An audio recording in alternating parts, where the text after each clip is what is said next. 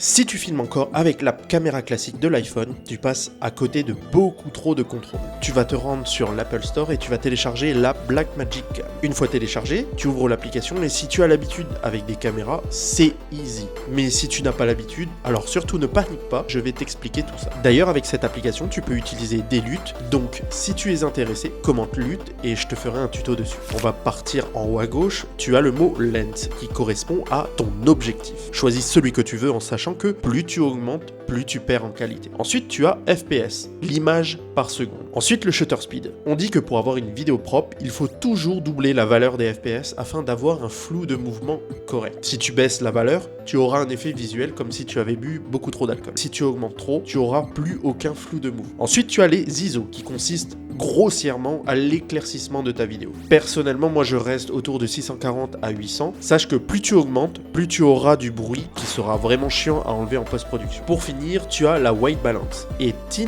pour la teinte. Pour la balance des blancs, si tu débutes, franchement reste en automatique. Sinon, si tu veux plus de manœuvres, tu auras des presets tout en bas en fonction de ta situation. Et voilà, tu peux commencer à jouer dès maintenant avec ton iPhone en faisant ce que les autres font avec les caméras ciné.